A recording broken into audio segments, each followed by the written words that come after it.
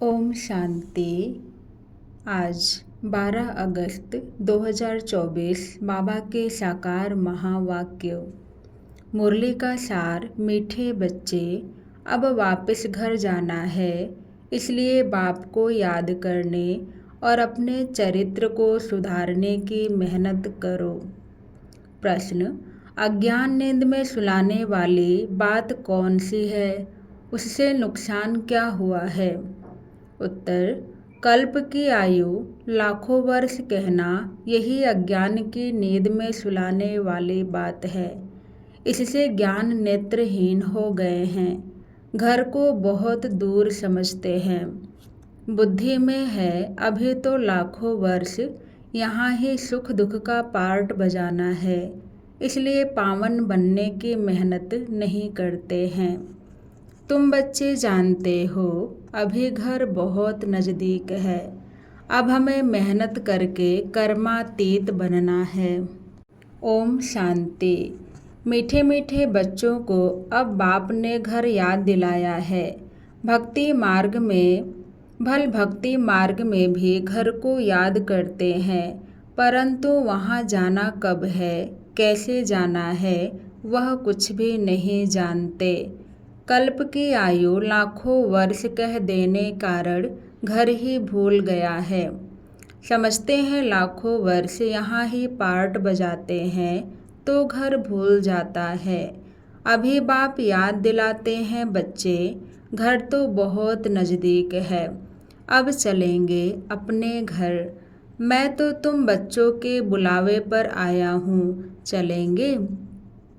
कितनी सहज बात है। भक्ति मार्ग में तो पता भी नहीं पड़ता कि कब मुक्ति धाम में जाएंगे।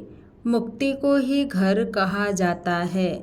लाखों वर्ष कह देने के कारण सब भूल जाते हैं। बाप को भी तो घर को भी भूल जाते हैं। लाखों वर्ष कहने से बहुत फर्क पड़ जाता है। अज्ञान नींद में जैसे सो जाते हैं, किसको भी समझ में नहीं आता। भक्ति मार्ग में घर कितना दूर बताते हैं। बाप कहते हैं वाह मुक्ति धाम में तो अभी जाना है। ऐसे थोड़े ही है तुम कोई लाखों वर्ष भक्ति करते हो, तुमको पता भी नहीं कि भक्ति कब से शुरू हुई है। लाखों वर्ष का हिसाब तो करने की दरकार ही नहीं। बाप को और घर को भूल जाते हैं, यह भी ड्रामा में नूंद है, परंतु नायक इतना दूर कर देते हैं। अब बाप कहते हैं बच्चे, घर तो बिल्कुल नज़दीक है, अब मैं आया हूँ तुमको ले चलने। घर चलना है परंतु पवित्र तो जरूर बनना है। गंगा स्नान आदि तो तुम करते आए हो, परंतु पवित्र बने नहीं हो। अगर पवित्र बनते तो घर चले जाते, परंतु घर का भी पता नहीं तो पवित्रता का भी पता नहीं। आधा कल्प से भक्ति की है तो भक्ति को छोड़ते ही नहीं। अब बाप कहते हैं भक्ति पूरी होती है। भक्ति में तो अपरंपार दुख रहता है। ऐसे नहीं कि तुम बच्चों ने लाखों वर्ष दुख देखा है। लाखों वर्ष की तो बात ही नहीं। सच्चा दुख तो तुमने कलयुग में ही भोगा, जबकि जास्ती विकारों में गंदे बने हो। पहले जब रजों में थे तो कुछ समझ थी, अभी तो बिल्कुल बेसमझ हो गए हैं। अब बच्चों को कहते हैं सुख धाम चलना है तो पावन बनो। जन्म जन्मांतर के जो पाप सिर पर हैं उन्हें याद से उतारो, याद से बड़ी खुशी रहेगी। जो बाप तुमको आधा कल्प सुखधाम में ले जाते हैं उनको याद करना है। बाप कहते हैं तुमको ऐसा लक्ष्मी नारायण जैसा बनना है, तो एक तो पवित्र बनो और चरित्र सुधारो। विकारों को कहा जाता है भूत, लोभ का भी भूत कम नहीं है। यह भूत बहुत अशुद्ध है, मनुष्य को एकदम गंदा बना देता है। लोभ भी बहुत पाप कराता है, 5 विकार बहुत कड़े भूत हैं, इन सबको छोड़ना है। लोभ को छोड़ना भी ऐसा मुश्किल है जैसे काम को छोड़ना मुश्किल है। मोह को छोड़ना भी इतना मुश्किल हो जाता जितना काम को छोड़ना। छोड़ते ही नहीं। सारी आयु बाप समझाते आए हैं तो भी मोह की रग जुटी हुई रहती है। क्रोध भी मुश्किल छूटता है। कहते हैं बच्चों पर क्रोध आता है। नाम तो क्रोध का लेते हैं ना। कोई भी भूत न आए उन पर विजय पानी है। बाप कहते हैं जब तक मैं हूँ तब तक तुम पुरुषार्थ करते रहो। बाप कितना वर्ष रहेंगे? बाप इतने वर्षों से बैठ समझाते हैं, अच्छा ही टाइम देते हैं। सृष्टि चक्र को जानना तो बहुत सहज है। 7 दिन में सारा ज्ञान बुद्धि में आ जाता है। बाकी जन्म जन्मांतर के पाप कटने में देरी लगती है। यही मुश्किलात है। उसके लिए बाबा टाइम देते हैं। माया का अपोजिशन बहुत होता है, एकदम भुला देती है। यहाँ बैठते हैं तो सारा समय याद में थोड़े ही बैठते हैं। बहुत तरफ बुद्धि चली जाती है। इसलिए टाइम देना है। मेहनत कर कर्मातीत अवस्था को पाना है। पढ़ाई तो बहुत सहज है। सेंसिबल बच्चा हो तो 7 रोज में सारा ज्ञान समझ ले कि यह 84 का चक्र कैसे फिरता है। बाकी पवित्र बनने में है मेहनत। इस पर कितने हंगामे होते हैं। समझते हैं बात तो राइट है। हम ग्लानि करते थे कि ये ब्रह्मा कुमारियाँ भाई बहन बनाती हैं, परंतु बात तो बरोबर राइट है। जब तक हम प्रजापिता ब्रह्मा के बच्चे नहीं बने हैं तब तक पवित्र कैसे रह सकेंगे? क्रिमिनल आई से सिविल आई कैसे बन सकती है? यह युक्ति बड़ी अच्छी है। हम ब्रह्मा कुमार कुमारियाँ हैं तो भाई बहन हो गए। इसमें बड़ी मदद मिलती है सिविल आई बनाने में। ब्रह्मा का कर्तव्य भी है ना। ब्रह्मा द्वारा देवी देवता धर्म की स्थापना अथवा मनुष्य को देवता बनाना। बाप आते ही है पुरुषोत्तम संगम युग पर तो समझाने की कितनी मेहनत करनी पड़ती है। बाप का परिचय देने लिए ही सेंटर्स खोले जाते हैं। बेहद के बाप से बेहद का वर्षा लेना है। भगवान तो है निराकार। श्री कृष्ण तो देहधारी है, उनको भगवान कह नहीं सकते। कहते भी हैं भगवान आकर भक्ति का फल देंगे, परंतु भगवान का परिचय नहीं है। कितना तुम समझाते हो फिर भी समझते नहीं। देहधारी तो पुनर्जन्म में आते हैं जरूर। अब उनसे वर्षा मिल न सके। आत्माओं को एक परमपिता परमात्मा से वर्षा मिलता है। मनुष्य मनुष्य को जीवन मुक्ति दे न सके। यह वर्षा पाने के लिए तुम बच्चे पुरुषार्थ कर रहे हो। उस बाप को पाने लिए तुम कितना भटकते थे। पहले तो सिर्फ एक शिव की पूजा करते थे और कोई तरफ जाते नहीं थे। वह थी अव्यभिचारी भक्ति। औरों के मंदिर आदि इतने नहीं थे। अभी तो ढेर चित्र हैं, मंदिर आदि बनाते हैं। भक्ति मार्ग में तुमको कितनी मेहनत करनी पड़ती है। तुम जानते हो शास्त्रों में कोई गति सद्गति का रास्ता नहीं है। वह तो एक बाप ही बताते हैं। भक्ति मार्ग में कितने मंदिर बनाते रहते हैं। वास्तव में मंदिर सिर्फ होते हैं देवी देवताओं के, और कोई मनुष्य का मंदिर बनता नहीं, क्योंकि मनुष्य तो है पतित। पतित मनुष्य पावन देवताओं की पूजा करते हैं। भल है वह भी मनुष्य, परंतु उनमें दैवी गुण है। जिनमें दैवी गुण नहीं है वह उनकी पूजा करते हैं। तुम खुद ही पूज्य थे, फिर पुजारी बने हो। मनुष्य की भक्ति करना यह 5 तत्वों की भक्ति करना है। शरीर तो 5 तत्वों का बना हुआ है। अब बच्चों को मुक्ति धाम में चलना है, जिसके लिए इतनी भक्ति की है। अब अपने साथ ले चलता हूँ, तुम सतयुग में चले जाएंगे। बाप आए ही है पतित दुनिया से पावन दुनिया में ले चलने। पावन दुनिया है ही दो, मुक्ति और जीवन मुक्ति। बाप कहते हैं मीठे मीठे बच्चों, मैं कल्प कल्प संगम युग पर आता हूँ। तुम भक्ति मार्ग में कितने दुख उठाते हो। गाते भी है ना, चारों तरफ लगाए फेरे फिर भी दूर रहे। दूर रहे किससे? बाप से। बाप को ढूंढने के लिए जन्म बाय जन्म फेरे लगाए, परंतु फिर भी बाप से दूर रहे।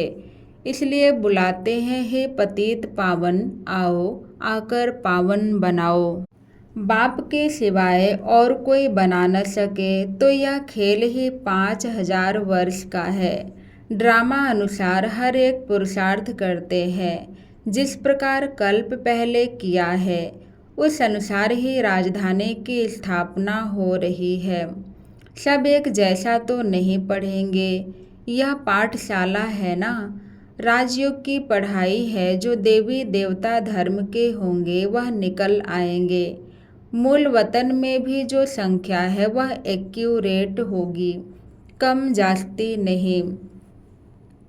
नाटक में एक्टर्स का अंदाज बिल्कुल पूरा है, परंतु समझ नहीं सकते। जितने भी हैं उतने एक्यूरेट हैं, फिर भी वह आकर पार्ट बजाएंगे।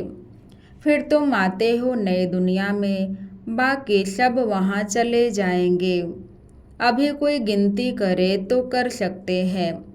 अभी बाप तुमको बहुत गुह्य गुह्य पॉइंट्स बताते हैं। शुरू की और अभी की समझाने में कितना फर्क है। पढ़ाई में टाइम लगता है, फट से कोई आईसीएस नहीं बन जाएंगे। नंबरवार पढ़ाई होती है। बाप कितना सहज कर समझाते हैं, जो मनुष्यों की बुद्धि में सहज बैठ सके। दिन प्रतिदिन नए नए पॉइंट्स समझाते रहते हैं। अब बाप कहते हैं, मुझ पतित पावन बाप को बुलाया है। मैं आया हूँ तो तुम पावन बनो ना। अपने को आत्मा समझ मामेकम याद करो तो तुम सतो प्रधान बन जाएंगे। फिर यहाँ आना पड़ेगा पार्ट बजाने। बाप कहते हैं आत्मा पतित बनी है, इसलिए पतित पावन बाप को याद करते हैं पावन बनने के लिए। कितना वंडर है, इतनी छोटी सी आत्मा कितना पार्ट बजाती है। इसको कुदरत कहा जाता है, उनको देखा नहीं जाता है। कोई कहते हैं हम परमात्मा का साक्षात्कार करें। बाप कहते हैं इतनी छोटी बिंदी का तुम साक्षात्कार क्या करेंगे। मैं जानने लायक हूँ, बाकी देखना तो मुश्किल है। आत्मा को यह सब कर्मेंद्रियाँ मिली हुई हैं पार्ट बजाने के लिए। कितना पार्ट बजाती हैं यह वंडर है। कभी भी आत्मा घिसती नहीं। यह है अविनाशी ड्रामा। यह अविनाशी बना बनाया है। कब बना यह पूछ नहीं सकते। इनको अनादि कहा जाता है। मनुष्यों से पूछो रावण को कब से जलाते आए हैं, शास्त्र कब से पढ़ते आए हो, तो कह देते हैं अनादि है, पता नहीं है, मुझे हुए है ना। बाप बैठ समझाते हैं हुबहू जैसे बच्चों को पढ़ाते हैं। तुम जानते हो हम बिल्कुल बेसमझ थे, फिर बेहद की समझ आ गई है। वह होती है हद की पढ़ाई, यह है बेहद की। आधा कल्प है दिन, आधा कल्प है रात। 21 जन्म तुम रिंचक भी दुख नहीं पा सकते। कहते हैं ना चल तुम्हारा बाल भी बाका न हो, कोई दुख दे न सके। नाम ही है सुख धाम। यहाँ तो सुख है नहीं, मूल बात है पवित्रता की। कैरेक्टर्स अच्छे चाहिए ना। बच्चों को हर बात क्लियर समझाई जाती है, नुकसान और फायदा होता है ना। अभी तो बाप कहते हैं फायदे की बात ही छूटी। अभी तो नुकसान ही नुकसान होने का है। विनाश का समय आ रहा है, उस समय देखना क्या क्या होता है। बरसात नहीं होती है तो अनाज की कितनी महंगाई हो जाती है। बल कितना भी कहते हैं 3 वर्ष के बाद बहुत अनाज होगा, फिर भी अनाज बाहर से मंगाते रहते हैं। ऐसा समय आएगा जो एक दाना भी मिल नहीं सकेगा। इतनी आपदाएं आनी है, इनको ईश्वरीय आपदाएं कहते हैं। बरसात नहीं पड़ी तो अकाल जरूर पड़ेगा। सभी तत्व आदि बिगड़ने वाले हैं। बहुत जगह तो बरसात नुकसान कर देती है। तुम बच्चे जानते हो, बाप आदि सनातन देवी देवता धर्म की स्थापना कर रहे हैं। तुम्हारी एम ऑब्जेक्ट है यह। फिर से तुमको नर से नारायण बनाते हैं। यह बेहद का पाठ बेहद का बाप ही पढ़ाते हैं। जो जैसा पढ़ेगा ऐसा पद पाएगा। बाप तो पुरुषार्थ कराते हैं। पुरुषार्थ कम करेंगे तो पद भी कम पाएंगे। टीचर भी स्टूडेंट को समझाएंगे ना। दूसरे को जब आप समान बनाते हैं तब मालूम पड़ता है यह अच्छी रीति पढ़ते और पढ़ाते हैं। मूल है ही याद की यात्रा। सिर पर पापों का बोझा बहुत है, मुझे याद करो तो पाप भस्म हो। यह है रूहानी यात्रा। छोटे बच्चे को भी सिखलाओ कि शिव बाबा को याद करो, उनका भी हक है। यह नहीं समझेंगे कि अपने को आत्मा समझ बाप को याद करना है। नहीं, सिर्फ शिव बाबा को याद करेंगे। मेहनत करने से उनका भी कल्याण हो सकता है। अच्छा, मीठी मीठी सिखिल दे बच्चों प्रति माता पिता बाप दादा का याद प्यार और गुड मॉर्निंग। रूहानी बाप की रूहानी बच्चों को नमस्ते। हम सब रूहानी बच्चों की तरफ से रूहानी बाप दादा को याद प्यार गुड मॉर्निंग नमस्ते नमस्ते। धारणा के लिए मुख्य सार। पहले पॉइंट, नर से नारायण पद प्राप्त करने के लिए बेहद के बाप से बेहद का पाठ पढ़कर दूसरों को पढ़ाना है। आप समान बनाने की सेवा करनी है।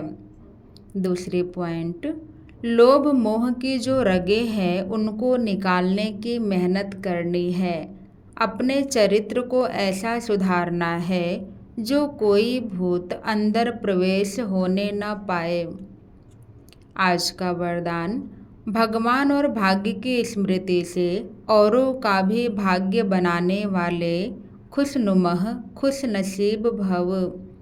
भगवान और भाग्य की स्मृति से औरों का भी भाग्य बनाने वाले खुशनुमह खुश नसीब भव। अमृत वेले से लेकर रात तक अपने भिन्न भिन्न भाग्य को स्मृति में लाओ और यही गीत गाते रहो, वाह मेरा श्रेष्ठ भाग्य। जो भगवान और भाग्य की स्मृति में रहते हैं वही औरों को भाग्यवान बना सकते हैं। ब्राह्मण माना ही सदा भाग्यवान, सदा खुश नसीब। किसी की हिम्मत नहीं जो ब्राह्मण आत्मा की खुशी कम कर सके। हर एक खुशनुमा खुश नसीब हो। ब्राह्मण जीवन में खुशी का जाना असंभव है। भल शरीर चला जाए लेकिन खुशी जा नहीं सकती। आज का स्लोगन, माया के झूले को छोड़ अतीन्द्रिय सुख के झूले में सदा झूलते रहो। माया के झूले को छोड़ अतीन्द्रिय सुख के झूले में सदा झूलते रहो। ओम शांति।